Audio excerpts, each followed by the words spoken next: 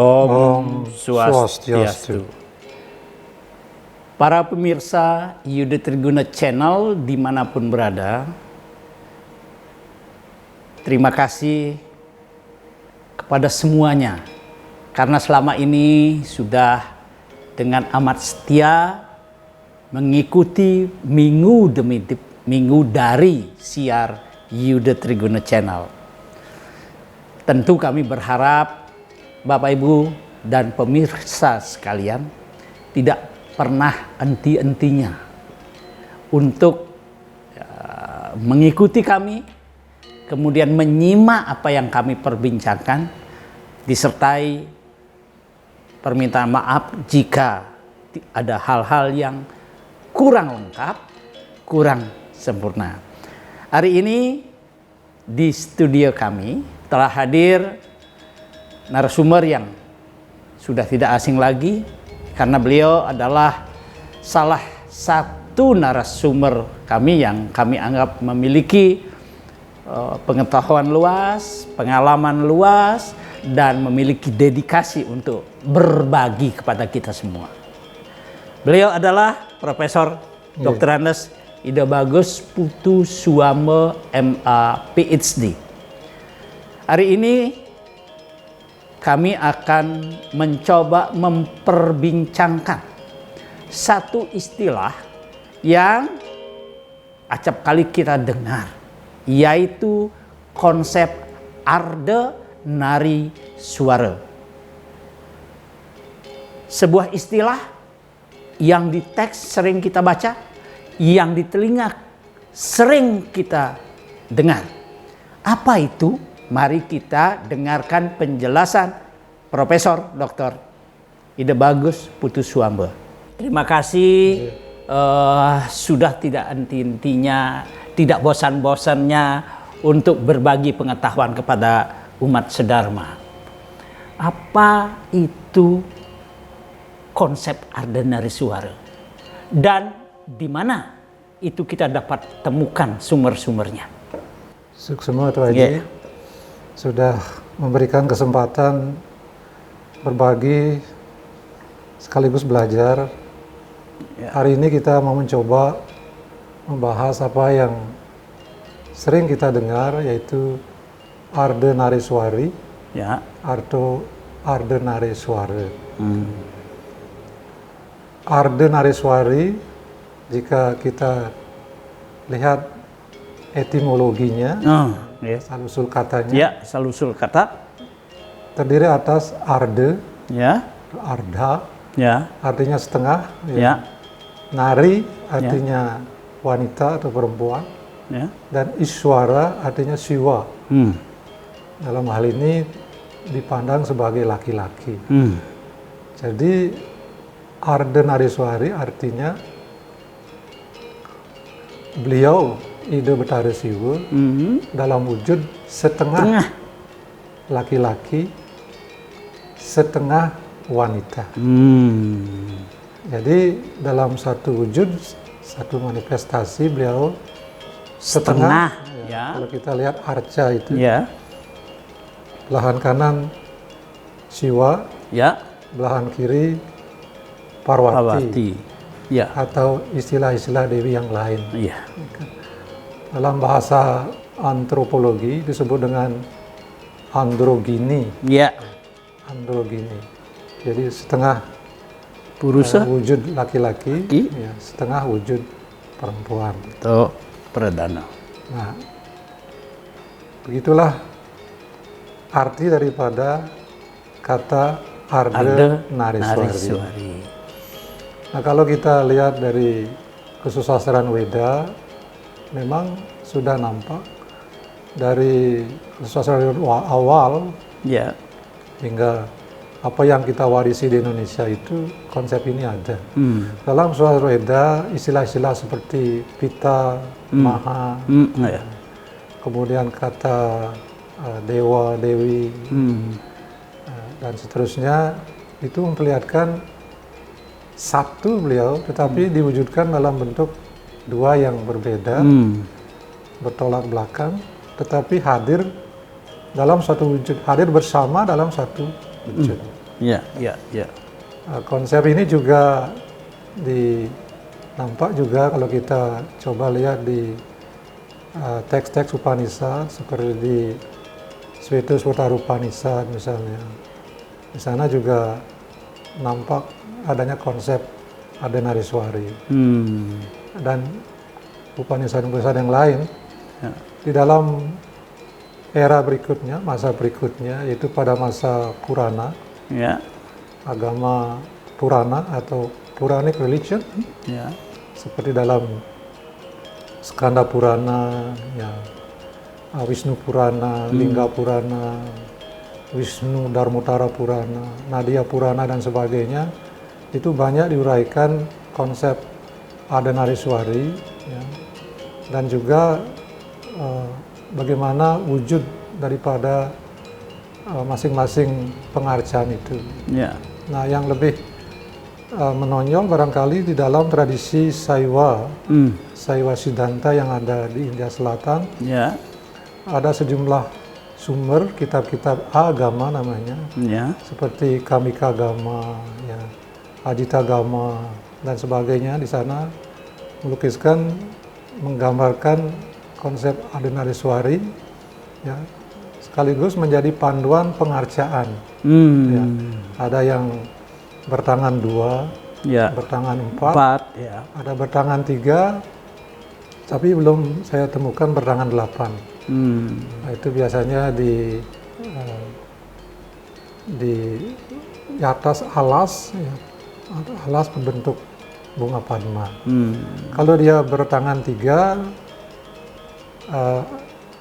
belahan yang mencerminkan Sakti atau Parwati itu bertangan 1, sedangkan yang bertangan 2 itu pada bagian yang mewujudkan, memprestasikan Siwa. Nah, itu yang saya lihat di dalam aspek pengarcaan atau ikonografi di India Selatan. Di India Selatan, dan juga di India secara menyeluruh. Bahkan museum-museum sekarang yang ada di India hampir semuanya mengkoleksi Ardhanarishwari, bentuk-bentuk Ardhanarishwari atau Ardhanarishwara. Nah, pengarcaan ini berkembang pada masa kerajaan Kushana, itu pada tahun 30 Masehi sampai dengan kurang lebih 100 Masehi. Kemudian pada masa kerajaan Gupta, itu pada tahun 600-an sampai 1300-an Masehi, dan ini menjadi sangat berkembang pada masa berikutnya, bahkan sampai ke Indonesia. Kalau kita lihat buku-buku sejarah, buku-buku arkeologi itu misalnya di Jawa, Raja Hayam Wuruk Kertarajasa misalnya, beliau itu diarcakan dalam wujud Ardhanarishwara atau Ardhanara. Itu memang saya lihat arcanya sebelah itu wujudnya laki, sebelahnya berwujud perempuan. Mengapa demikian? Karena antara raja dengan permaisuri itu dianggap satu. Jadi dua orang manusia begitu, laki perempuan, tapi dianggap sebagai satu. Kesatuan. Di Bali juga dalam buku-buku saya baca di Pura Pusah di Jekulo Buleleng, di sana juga ada arca Ardhanarishwari, dan di Pejeng juga, di Pura Melanting di Pejeng juga ada disebutkan arca Ardhanarishwari. Mungkin di tempat-tempat lain ada, di Indonesia, di Jawa mungkin ada, tapi karena keterbatasan membaca, kira-kira itu sebagai pembuktian bahwa konsep Ardhanarishwari yang bermula dari ajaran Weda, Upanishad, Purana, dan juga kitab-kitab agama yang ada di India Selatan berkembang juga ke Indonesia. Dan konsep ini selanjutnya akan masuk ke dalam tataran agama, tataran ritual, tatanan kebudayaan, adat, dan kehidupan sehari-hari. Jadi menjadi inspirasi bagi laku sosial, budaya, dan agama. Baik, para pemirsa yang budiman, kita telah mendapatkan poin penting bahwa konsep Ardhanarishwari atau Ardhanarishwara itu adalah konsep yang menunjukkan bahwa Tuhan setengah purusa, setengah perdana. Dan tadi juga sudah dijelaskan bahwa konsep ini berkembang dari India Selatan sampai Indonesia dan di Bali. Pertanyaan berikutnya, ada enggak teks-teks penting yang dapat diacu untuk melacak perjalanan konsep Ardhanarishwari sampai di Bali misalnya? Suksema Tuh Haji, di dalam teks Brahaspati Tattwa ada clue, ada suatu tanda adanya konsep Ardhanarishwari itu, walaupun secara tekstual tidak sebutkan istilah itu. Nah, pada saat beliau Ida Betara Siwa, Meraga Sada Siwa, nah beliau hakikat beliau itu skala niskala. Ya. Jadi sudah ada dualisme di sana. Skala dan niskala ini sudah menunjukkan tadi. Ya. Ardhanarishwarinya. Ya. Nah, pada saat itulah beliau distanakan di Padmasana.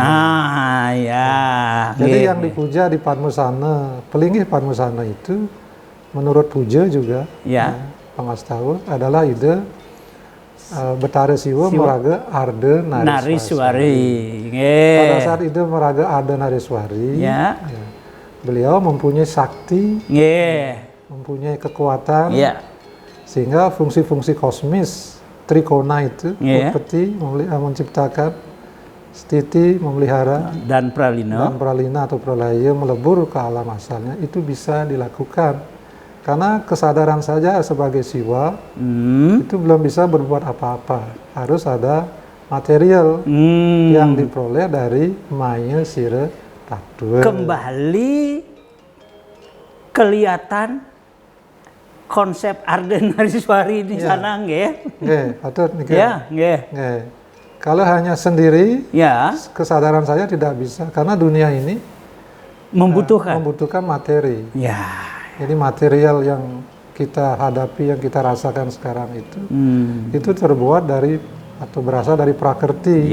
Prakrti dibangun oleh Triguna, Sattvam, Rajas, Tamas. Dari yang paling halus hingga yang paling kasar. Oleh karena itu, segalanya yang ada di dunia ini, baik yang suksema maupun yang stula itu, dalam proporsinya masing-masing itu mengandung unsur Sattvam, Rajas, dan Tamas. Nah, mereka di dalam teks Brahaspati Tattwa sudah ada indikasi yang mengarah kepada konsep Ardhanarishwari, di samping juga puja-puja, dan mungkin di dalam mitologi, cerita juga di dalam naskah-naskah itu sudah ada mengacu ke konsep Ardhanarishwari.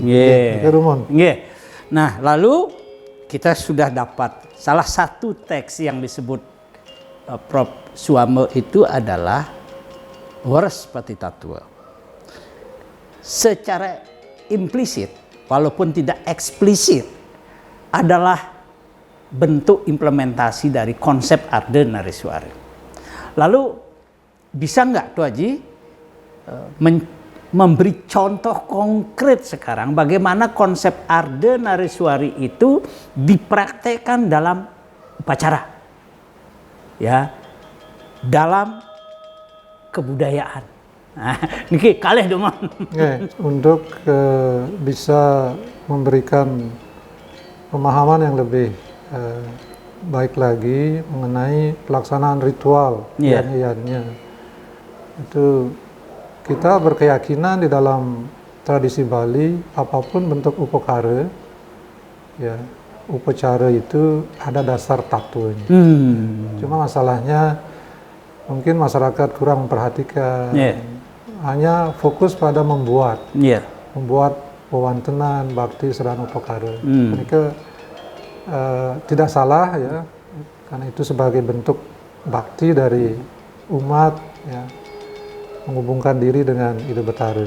Tapi kedepannya harus diisi, diisi pembobotannya. Dan channel ini salah satu tujuannya adalah itu, dan juga Pendana Wacana yang lain, para sulinge, ya, para tokoh-tokoh agama itu bagus sekali sudah memberikan pencerahan-pencerahan. Baik titiang nalar terbatas indik upakara wawantenan sudah titiang matur dengan sejumlah pedanda, sejumlah tokoh nalar. Ya. Apa nika ketika kita melaksanakan suatu pekaryaannya, katakanlah sudah demikian rupa persiapannya, Banten dan sebagainya sudah, ya. Punika wenten suatu ungkapan, ya. Lihat kala jaga ngwangun yadnya, punika puja pinaka lingganing purusa. Puja lingganing purusa. Puja pinaka lingganing purusa. Bakti utawi Banten pinaka lingganing perdana. Kembali kita ditunjukkan bahwa puja dan Banten sarana nika adalah dimensi Ardenariswari. Betul. Ini artinya Banten saja ada disiapkan, Banten saja ada sudah siap semua. Tanpa puja durung nalar. Begitu puja sudah siap, tetapi Bantenan tidak ada. Nalar nenten memandu. Apuniki mecepuk dados siki. Sebagai perwujudan dari purusa perdana Ardenariswara. Kemarin dalam tradisi Bali, dan ada sejak memantra kemanten dan wawantenan. Paham. Tidak ada sekar, tidak ada api dupa pernikahan yang terbantu. Turah cari ring Bali. Jadi Agung Alit Banten sekemampuan Agung Alit puja mantut wawantenan. Ini karya Agung jelas sampun banyak puja yang diuncarkan oleh sang pemuput. Menikah siki yang lain kalau kita perhatikan pada pelaksanaan karya yang tergolong utama, karya Agung Ringpura, sina sampun wangun Sanggar Surya. Manut kanistu maju utama membangun apa yang disebut dengan Sanggar Tawang atau Sanggar Agung. Nah di sana wenten banyak sekali wawantenan di tiang wenten ngerti punika. Wonten wenten silih sinunggal yang disebut dengan Dewa Dewi. Punika munggah ring Sanggar Surya, nalar ring Sanggar Tawang. Pasti sampun nika wenten Dewa Dewi. Dewa Dewi sudah cermin dari nika sampun cermin dari konsep Ardenariswari. Dan disebutkan dalam kitab suci Weda. Nika sampun memargi. Nah, ritat kala wenten karya-karya sekali wawu punika karya utama mentag lingge punika aris wenten edan upacara ring wawandan ring Paselang ketika Ida Betara turun ke Paselang punika nalar wenten pengastawa wawantenan kacep Ida Betara dalam wujud Semara Ratih. Lebih konkret lagi. Semara Ratih. Enten aris pejajiwan irika. Punika sampun real pisan nyayan konsep Ardenariswari. Artinya ketika menciptakan dunia, enten ada siwa kemanten. Kesadaran kesana mangdo enten konsep material. Terminologi filsafat itu penyebab material. Material cause. Sedangkan purusa sebagai penyebab efisien. Efisien cause sepunika. Niki memargi sepunika. Sepunika antara lain wawantenan, mungkin juga ada yang lain karena titik yang terbatas dalam hal itu wawantenan atau sarana Banten yang mencirikan itu Ardenariswari seperti Sanggar Tawang punika wenten pering, wenten cili, iwasane sios-siosan punika sampun sami nyinayang pelaksanaan konsep Ardenariswari. Wenten porosan silih asih. Wah. Akeh. Jadi para pemirsa, kita telah diberikan informasi bahwa konsep Ardenariswari bukan sekedar konsep yang di langit, tapi diturunkan dalam bentuk praktek-praktek. ritual. Ya, tadi konsep dewa dewi, ya. Tadi sampai yang kecil pun porosan silih asih.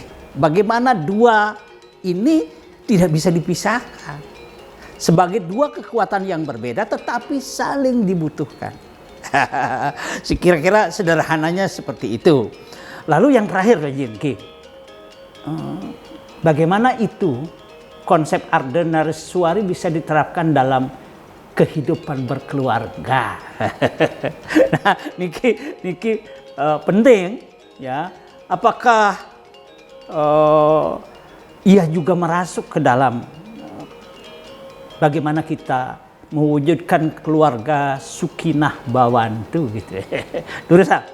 Ya, semua tadi, ini menarik sekali dalam kebudayaan yang bernafaskan Hindu, hukum adat, tradisi, unika konsep purusa pradana dipakai. Umpama di dalam upacara pawiwahan misalnya, mereka ada pihak purusa, misalnya lanang, yang laki, pihak perdana, misalnya istri, ada pihak wanita, mereka sudah demikianlah di dalam pelaksanaan upacara. Nah, mungkin khusus ring pertanyaan Tuaji, memang ini suatu hal yang menarik agar kita semua calon-calon pasangan yang akan segera menikah, baik yang sudah menikah, ya, itu perlu memahami konsep Ardhanarishwari agar keluarga berbahagia, sukinah mereka bisa diwujudkan. Nah, sekarang dalam zaman media sosial yang demikian berkembang, itu banyak pasangan disatukan karena media sosial. Banyak juga yang dipisahkan karena media sosial. Nah, bukan media sosialnya, tapi kita yang kurang hati-hati menggunakannya. Nah, itu. Jadi Titiang mengamati dalam kehidupan sehari-hari hubungan-hubungan yang kurang harmonis antara suami istri punika dan juga anak-anak sepertinya meningkat. Titiang punya teman menginformasikan ring Pengadilan Tinggi Denpasar, Kocap niki, angka perceraian itu meningkat. Mungkin juga di tempat-tempat lain. Padahal sekarang era kebebasan memilih pasangan sendiri sesuai dengan selera kita. Ining dumun kantun kawin masih adung-adungan anak lingsir, dijodohkan. Mungkin ya angka perceraian tinggi dengan alasan bukan pilihan saya. Sekarang kan disebut dengan arranged marriage. Yang dulu dumun itu arranged marriage, sekarang love marriage. Tapi angka perceraian juga meningkat. Nah, sekarang apabila masing-masing memahami, ada bekal sebelum memasuki Grahasta Asrama punika, konsep Ardhanarishwari, maka sepertinya punika keharmonisan ini bisa dijaga. Nah, ketika dua tubuh disatukan, punika kan berat sekali. Tetapi kalau sudah sepakat gitu memasuki dunia perkawinan, di sini masing-masing harus mengerti posisinya.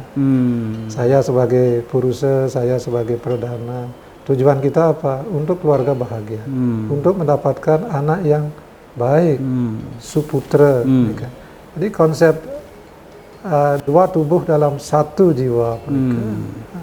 Pernikahan secara nyata, secara real itu dirasakan ketika masing-masing sedang berhubungan badan. Pada saat itu tidak merasa saya sebagai saya gitu. Jadi sama-sama merasakan one. Nah, niki kan harusnya tidak hanya pada saat berhubungan badan, sanggama, tapi juga dalam keseharian itu, frame pemikiran kita one. Saling bekerja sama, saling memahami, saling memberi dukungan. Saling memberi dukungan untuk tujuan, karena ada tujuan Grahasta Asrama itu untuk menuju tahap berikutnya yaitu Wanaprastha dan Sannyasa. Jadi Brahmacari, Grihastha, Wanaprastha itu secara asrama itu sudah dibuat sedemikian rupa untuk memasuki yang disebut dengan masa terakhir biksuka atau sannyasa. Oleh karena itu tidak bisa kita main-main di sana pada masa Grihastha, karena itu suatu persiapan itu untuk mempersiapkan anak-anak kita mengganti kita ke depannya, dan kita bisa menuju kepada tahapan berikutnya, yaitu apa yang disebut dengan Wanaprastha dan biksuka. Iya. Para pemirsa yang budiman, saya kira kita telah mencoba menjelaskan konsep Ardhanarishwara dalam Hindu. Ternyata konsep itu telah merasuk ke banyak aspek kehidupan.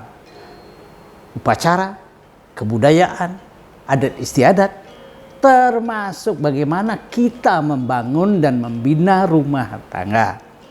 Oleh karena itu, para pemirsa yang budiman, mari kita coba mengimplementasikan konsep Ardhanarishwara sebagai dua kekuatan yang saling membutuhkan, saling memberi dukungan untuk kita terapkan dalam kehidupan sehari-hari. Bukan pada saat hari-hari khusus, tetapi hari-hari sepanjang hari. Semoga konten ini dapat kita gunakan sebagai renungan untuk memuliakan hidup kita. Terima kasih. Om Santi, Santi, Santi. Om.